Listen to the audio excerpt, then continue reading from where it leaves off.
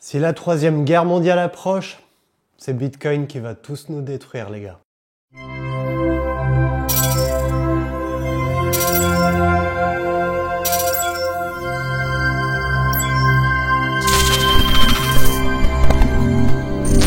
À l'heure actuelle, alors que les tensions géopolitiques, comme tu le sais sûrement, atteignent leur paroxysme, была Франция, нет Франции. Что сильно побили? Кто-то расстроился по этому вопросу, что ли? Vous savez tous qu'on distingue deux foyers de conflit qui menacent d'embraser la planète dans une troisième guerre mondiale. D'un côté, les tensions entre la Russie et l'Ukraine avec des alliances s'étendant à travers tout le globe. Puis un deuxième. La frappe terrorise ces civils hébétés qui tentent de fuir. Prête à se déchaîner dans un conflit d'une ampleur inimaginable. Et de l'autre côté, les tensions croissantes entre l'Iran et Israël. C'était une question de temps.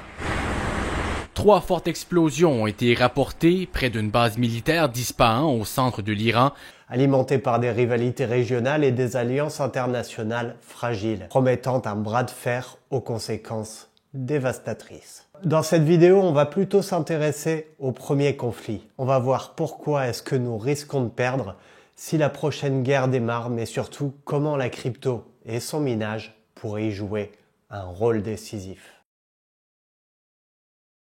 Petit récapitulatif. La crise en Ukraine prend ses racines dans l'histoire de la région, marquée par des influences politiques et culturelles diverses. L'Ukraine a été historiquement liée à la Russie, mais après l'effondrement de l'Union soviétique en 1991, elle a cherché à se détacher de son ancien maître pour s'orienter plutôt vers l'Occident. Et en février 2022, comme tu le sais, la Russie a lancé une attaque massive contre l'Ukraine. Elle a franchi des frontières et lancé les opérations militaires à grande échelle.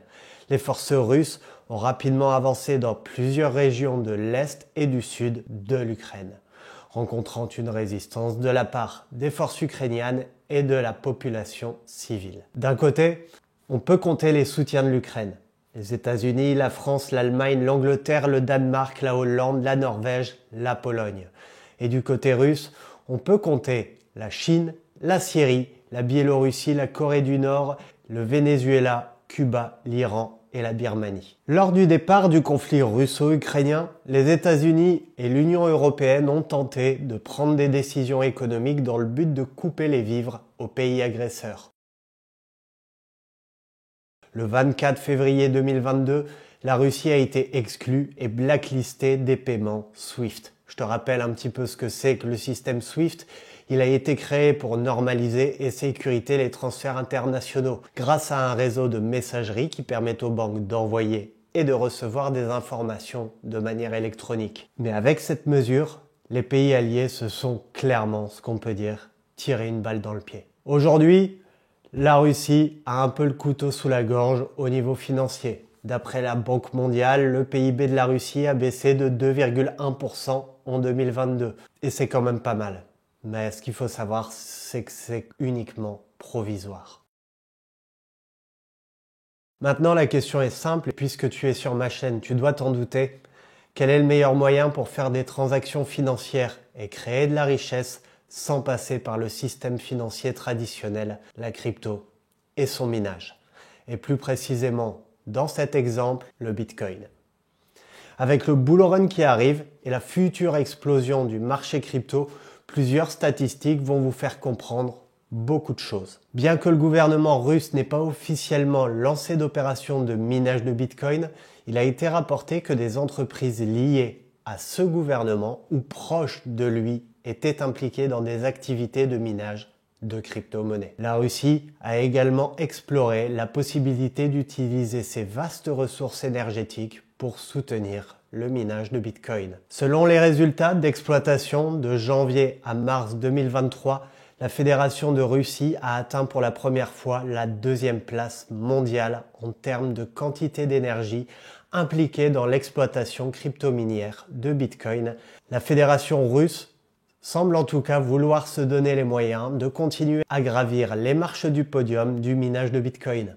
En effet, le pays a récemment annoncé via sa banque centrale qu'il va mettre en place des organisations autorisées spéciales pour renforcer et cadrer les activités de minage autour du Bitcoin. Maintenant, je te laisse deviner qui est le pays numéro 3 en termes de minage de Bitcoin. D'après BFM TV, la Chine n'est pas restée longtemps sans sa cohorte de fermes de minage.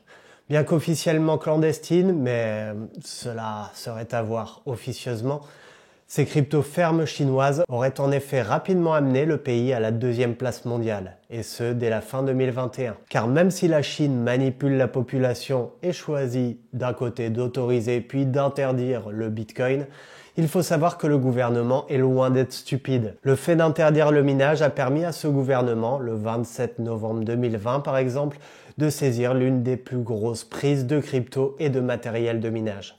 Plus de 4,2 milliards de dollars de Bitcoin et d'autres crypto-monnaies électroniques ont été saisis par la police de l'Empire du Milieu. Sur cette saisie record, 194 774 Bitcoins ont été saisis, soit 1% du nombre de Bitcoins mondiaux. De plus, d'autres devises électroniques ont été bloquées par les autorités, dont 830 000 Ethereum et 1,4 million de Litecoin. Sans parler du matériel de minage qui forcément n'a pas été détruit, mais confisqué.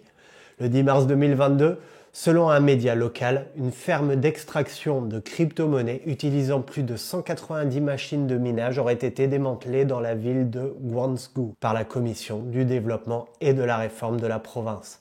La valeur du matériel de minage qui a été saisi est estimée à environ 791 450 $. Maintenant, sans parler de binage les amis, les gouvernements ont chacun une quantité de Bitcoin.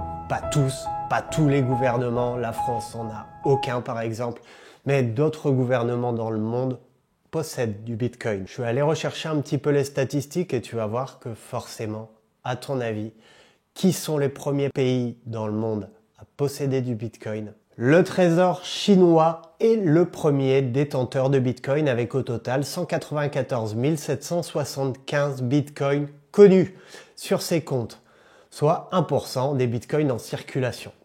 Et c'est pas tout. Le pays détient aussi 833 000 Ethers et 2 ou 3 autres crypto-monnaies.